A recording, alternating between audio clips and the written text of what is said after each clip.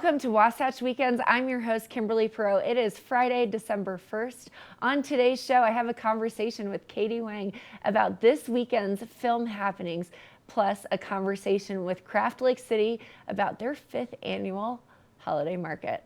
But in local news, very exciting things happened. This past Wednesday, the International Olympic Committee invited Salt Lake City back into the next phase of conversations in a landmark effort to bring the Games back to Utah. This will be our second time hosting the Olympic Games, and we're very excited about it. That conversation, they will announce the bid in 2030 and in 2034 in July, just ahead of the Summer Games. But let's take a look at today's weather. This weather report is brought to you by Sun and Ski Sports, your new mountain sports headquarters.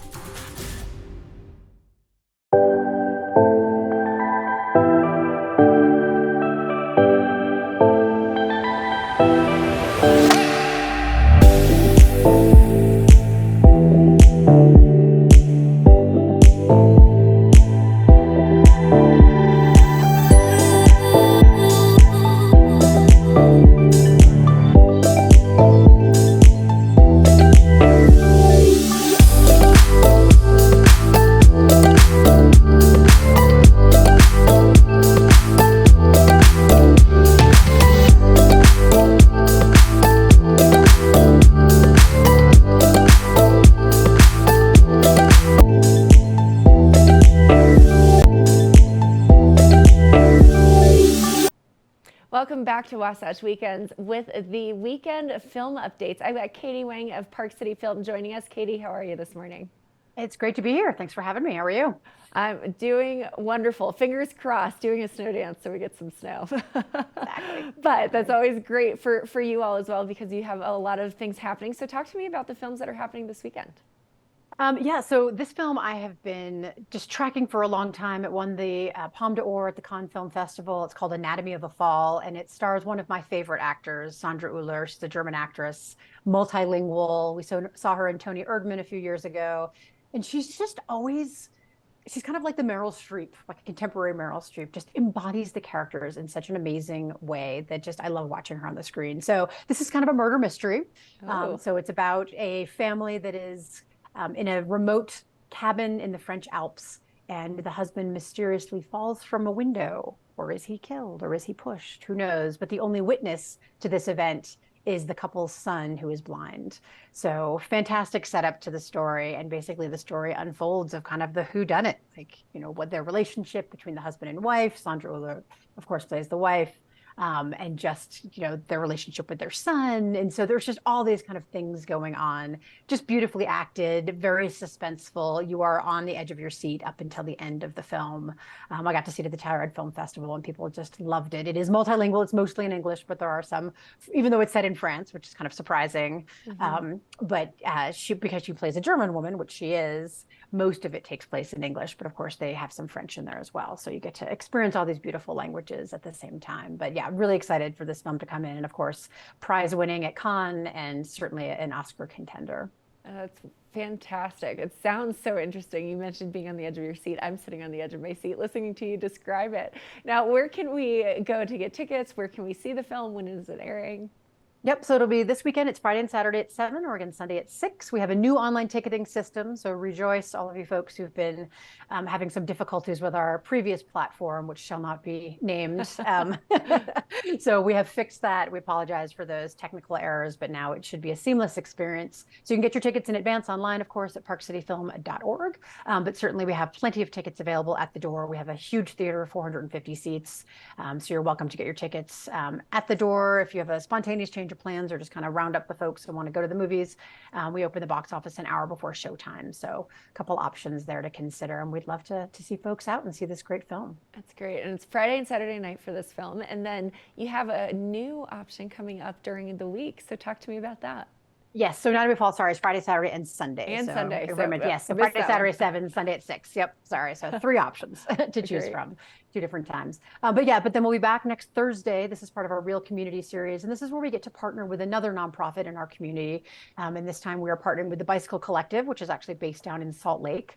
But their executive director, Donna McAleer, who's well known here in our community, was just captivated by Dan Pallotta's book and TED Talk called Uncharitable. And she brought it to my attention last summer and said, hey, there's this film coming out. I think it would really be important to our community and help elevate the dialogue around charitable giving. And really what Dan Pallotta is talking about is, as nonprofit executives, people who are in the fundraising world know, there's a lot of attention paid to overhead, right? And it's like, no one wants to pay overhead. People want to pay for projects. They don't want to pay for people. No one wants to, pay for pencils.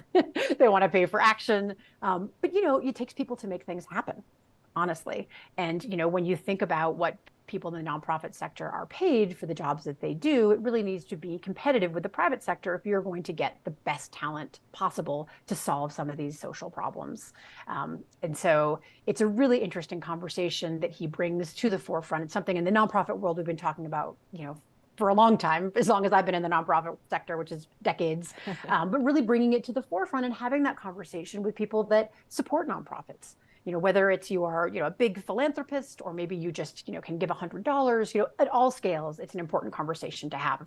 How do nonprofits function? How should they be more like potentially for-profit companies or not? But anyway, so that'll be our conversation on Thursday. We'll have a post-film discussion. We have Jill Lazzaro, who's the executive director of Park City Community Foundation, Donna McAleer, who's executive director of the Bicycle Collective, and we'll have just a great conversation after the film. So invite people to bring their donors, bring their staff, come on out. It's 7 o'clock on December 7th at the Jim Santee Auditorium. You can get more information online about that, and just hope that this conversation kind of ignites some change in our community. Well, it's so important. We are in the holiday season, and yes, we just went through giving and giving thanks, but we are coming up on Christmas, which, oftentimes you're receiving gifts, but it's also important to remember to give, and to give in various capacities, not just giving presents. So I love that conversation, part of the Real Community series. So Katie, tell us again, one more time, where can we go for the movie this weekend, and then also where to go for the event on Thursday? Parkcityfilm.org, so you can check out trailers, film descriptions, get tickets online. And then for all of our films, we open the box office an hour before the posted showtime. So do not fear.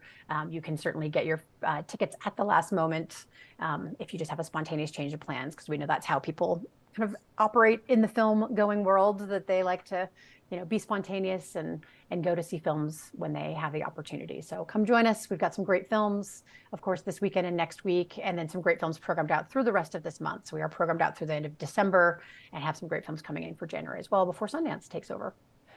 And Sundance does take over. So Katie Wang, we love what you are doing with the Park City Film. I think you bring such a variety and so many interesting and new and unique films to the community. So thank you for what you do, and excited to see you this weekend. Yeah, see you at the movies. See you at the movies. Now stay tuned. We have a bit more here on the show. We'll be right back after this.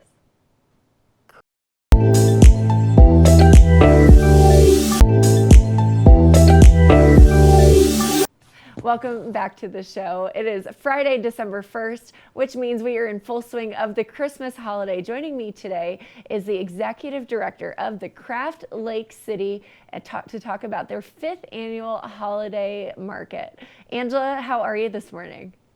I am so good. Thank you so much for having me on. So I love the idea of crafting, and a holiday market is just so special and so unique. It really allows you to do some shopping and to find something that's unique for your loved ones. So this is your 5th annual holiday market. Tell me all about it. Yeah, so this is our 5th annual holiday market, as you mentioned, presented by Google Fiber, and we're up in the Ogden area at the historic Union Events building, which is just this beautiful historic building. And we take it over for 2 days, Friday and then also Saturday. And we bring the public over 127 local crafters, as well as food trucks and local performers. It's just a really great holiday atmosphere to come and shop local and get your last minute gifts. I love that. I'm sure the Union Station is just filled with all kinds of holiday decor. So you're probably really feeling the spirit there. So talk to me about the variety of artisans that you have. You mentioned you have over 127 of them. So what kind of things can we see when we're going to shop? Oh, yes. You can find literally something on your list for everyone from, fiber arts, crocheting, and knitted wear for, any of your like friends or even for children items. To We have a STEM component this year too. So we've got some local indie video game developers up there as well that kind of have some fun things in that realm for sale.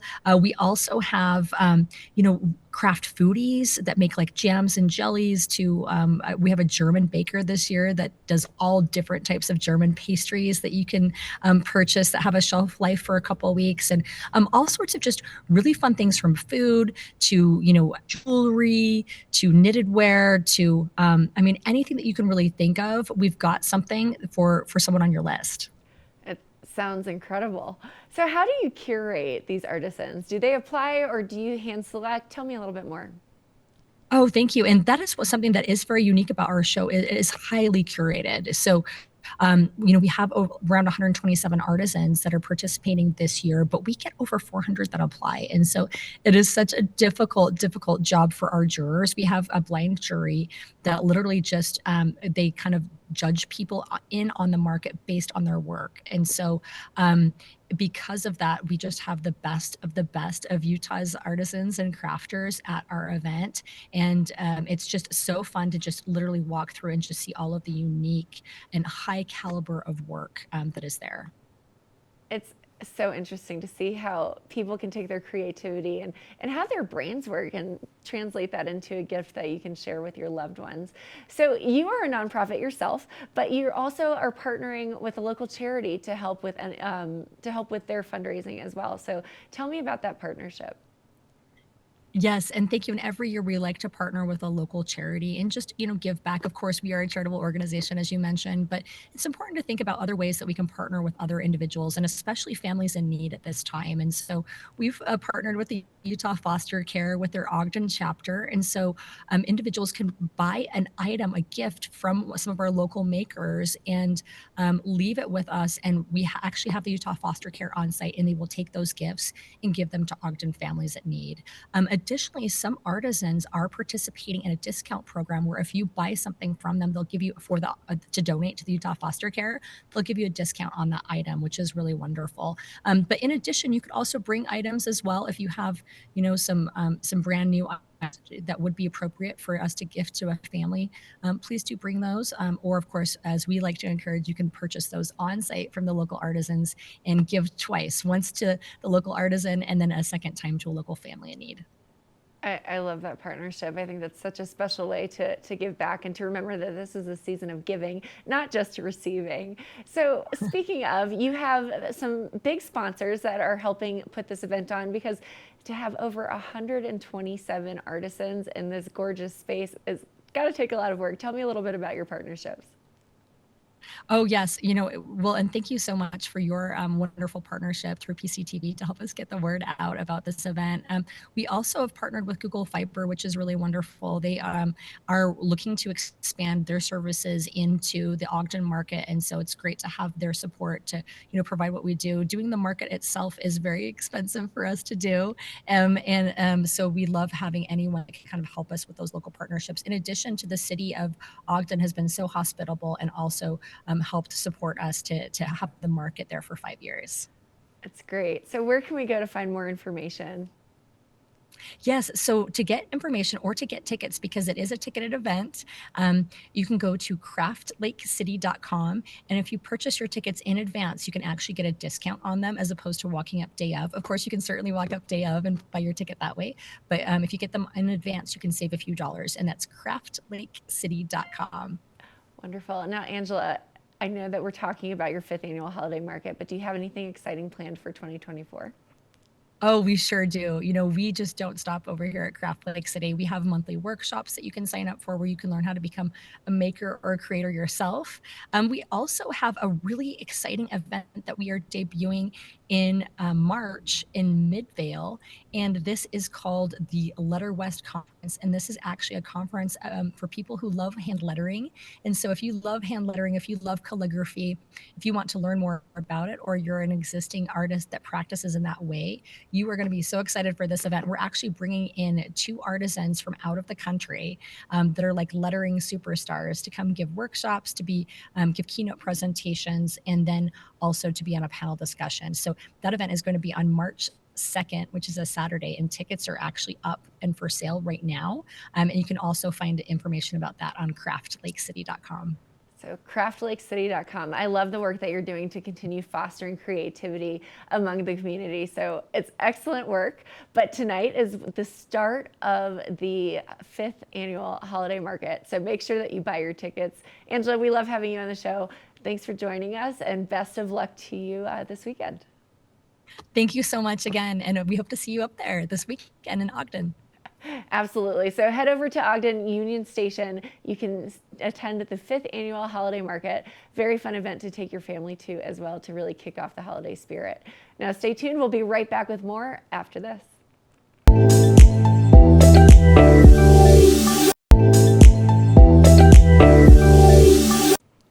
One of the many exciting things of Park City are all of the local galleries and artists that we have in our midst. We had a conversation with Jordan Daines about at Pando Fine Art. She is doing a demonstration on Saturday, December 2nd from 5 to 9. So let's take a look at her spotlight. Hi, I'm Jordan Daines. I am a contemporary painter. I'm based out of Utah, and I work primarily with oil paint. I'm fairly obsessed with color, saturation, texture, and the perception that it creates in my work. It's the common thread that goes through everything. My work ranges from representational to abstract. My work kind of nods to different artists. I'm really interested in artists, abstract expressionists like Gerhard Richter and Richard Diebenkorn. You can see that in a lot of my more landscape-esque paintings, and then Wayne Thiebaud, Warhol for my more pop art. And then I kind of take things from those artists. With the pop art, I love the color, of course, the color, the texture, the cultural references. And then with the abstract expressionists, I love the creative process, which my work is a lot about process, and you can see that. I work in layers, and I have to work fast because it's oil paint. Oil paint still dries slower than other paint, but it gets tacky. So I do a first layer really thin, and then the second layer, and that second layer has become more important in my later pieces. Sometimes it's just like I just do like the whole background, and lately I've been doing little pops of color where I don't know exactly where, well, I know where I'm putting it, but I don't know what's going to come through. So I do that thinner layer, and then I cover it all with the really thick textural, really scooping up loading up my palette knife and laying it down. It ends up with a fully finished painting, and then I add the last step, which is taking my palette knife and either running it straight through, and then I have different works where I'll do different designs, and that creates the finished piece. And it's always something that I'm not exactly sure how it's gonna look until I'm finished with that last scrape. I really like hearing what people have to say about my work. Because I'm the artist, it means something to me, but I am more interested in what it means to the person viewing the art. I've heard a lot of different things. I mean, my work very much is landscape with the straight lines, like aspen groves. I hear a lot of that. But I've had people also take, something that could be an aspen grove and then turn to the side, and then it just makes it fully abstract. So I really appreciate the viewer's interpretation of my work. I have some flowers that I've painted where people see different flowers. Then I have these other just really kind of gestural, just more scooping paint out, and I hear poppies, or I hear like leaves, looking up or looking down. Anyway, so it's what I talked about earlier about the perception that the color, the texture, the saturation. I've had people tell me they'll see the painted part as the tree and the scrape part as the background. and then other people will see it vice versa. So it's like an optical illusion. I really appreciate that, and that's what I'm trying to accomplish. This weather report is brought to you by Sun and Ski Sports, your new mountain sports headquarters.